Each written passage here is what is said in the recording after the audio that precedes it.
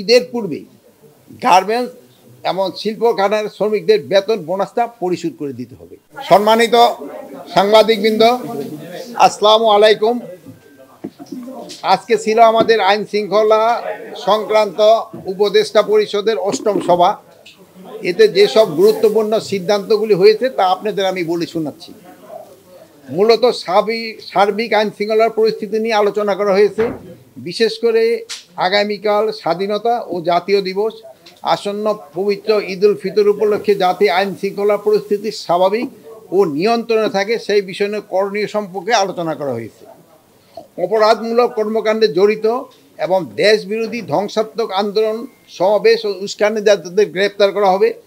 আইন শৃঙ্খলা পরিস্থিতিতে উন্নয়ন ও অপরাধমূলক কর্মকাণ্ড রোধকল্পে আইন শৃঙ্খলা রক্ষাকারী বাহিনীর তৎপরতা বৃদ্ধি, যেমন টহল বৃদ্ধি করা হবে, গোয়েন্দা নজরদারি আরও বৃদ্ধি করা হবে এবং ঈদ যেন নির্বিঘ্নে সবাই করতে পারে এবং রাস্তাঘাটে আরও চেকপোস্টও বাড়ানো হবে এবং বিভিন্ন আবাসিক হোটেল ও বস্তিত অভিযানও বৃদ্ধি করা হবে।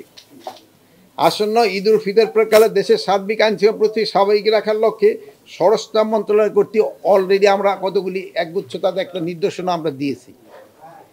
ঈদের সময় সার্বিক আইন শৃঙ্খলা রক্ষার পাশাপাশি সড়কের শৃঙ্খলা রক্ষায়ও পুলিশ অধিদপ্তর এবং প্রয়োজনীয় অন্যান্য আইন শৃঙ্খলা রক্ষা বাহিনী কর্তৃক কন্ট্রোল রুম স্থাপন করা হয়েছে এবং সকল কন্ট্রোল রুম স্বরাষ্ট্র মন্ত্রণালয়ের কেন্দ্রীয় জয়েন্ট অপারেশন সেন্টারের সাথে যোগাযোগ রক্ষা করা হবে।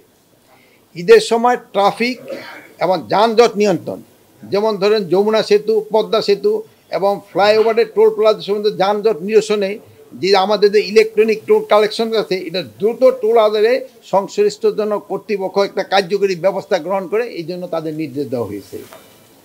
অত্যাবশ্যকীয় পরিবহনকারী এবং যাত্রী যদি বহন করে, এটি ব্যতীত স্থলবন্দর, নৌবন্দরে যে কোনো জায়গা থেকে ছেড়ে আসা নির্মাণ সামগ্রী বহনকারী লম্বা যানবাহন সমূহ ঈদের পূর্বে মানে 3 দিন এবং পরে 3 দিন যেন মহাসড়কে চলাচল না করে।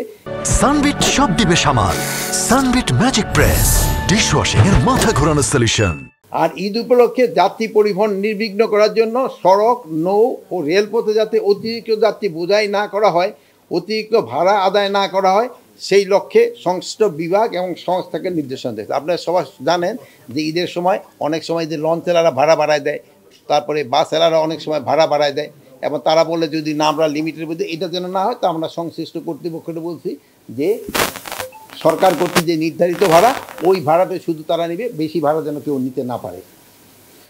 চুরি, ডাকাতি, ছিনতাই, চাঁদাবাজি, দখলবাজি এবং সংঘবদ্ধ দুষ্কৃতিকারীদের কর্মকাণ্ড তথা সন্ত্রাসী কর্মকাণ্ড রোধে ইউনিফর্মধারী পুলিশের পাশাপাশি গোয়েন্দা সংস্থার সদস্য মোতায়েন থাকবে। বিশেষ বিশেষ রাস্তার মোড়ে চেকপোস্ট স্থাপন করা হবে।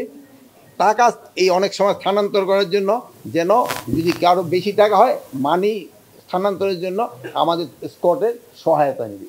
আমরা পুলিশ এই ব্যাপারে সহায়তা করব যে তারা বড় ধরনের টাকা এক জায়গায় থেকে অন্য জায়গায় স্থানান্তর করতে চায়। আর একটা জিনিস বলা হয়েছে, ঈদের পূর্বে গার্মেন্টস এবং শিল্প কারখানার শ্রমিকদের বেতন বোনাসটা পরিশোধ করে দিতে হবে, যেটা তাদের ডিউ। অনেক সময় আছে তারা যদি আনডিউ কোনো কিছু ডিমান্ড করে, ওটা না, বাট যেটা তাদের ডিউ এবং যেটা বাস্তবসম্মত ওটা মালিকদের পরিশোধ করে দিতে হবে।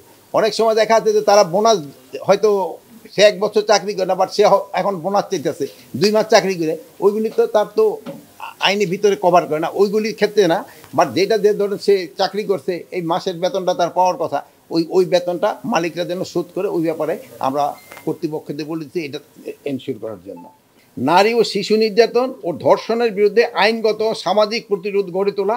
ধর্ষণ সহ নারী শিশু নির্যাতনের বিরুদ্ধে সরকারের অবস্থান অত্যন্ত স্পষ্ট। এটা ক্ষেত্রে আমাদের 0 টলারেন্স। আইন শৃঙ্খলা রক্ষাকারী বাহিনীকে ধর্ষণ সহ সকল ধরনের নারী ও শিশু নির্যাতনের বিরুদ্ধে কঠোর অবস্থান নেওয়ার নির্দেশ দেওয়া হয়েছে। এ যাবৎ নারীর প্রতি যত সহিংসতা হয়েছে সেগুলির তালিকা করে দ্রুত তদন্ত সম্পন্নপূর্বক আদালতে প্রতিবেদন দাখিলের নির্দেশ দেওয়া হয়েছে।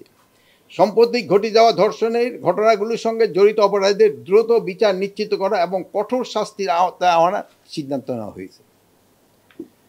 ধর্ষণ মামলার বিচার কেবল দ্রুতই নয়, বিচারটা যাতে নিশ্চিত এবং যথাযথ ব্যবস্থা না হয় এই ব্যাপারে নির্দেশ দেওয়া হয়েছে। এবার তাছাড়া শোনেন যে ইসের সময় একটু মাদকের ইস্যু বেড়ে যায় এবং এই মাদকের বিরুদ্ধে যেন ব্যবস্থা নেওয়ার জন্য নির্দেশ দেওয়া হয়েছে।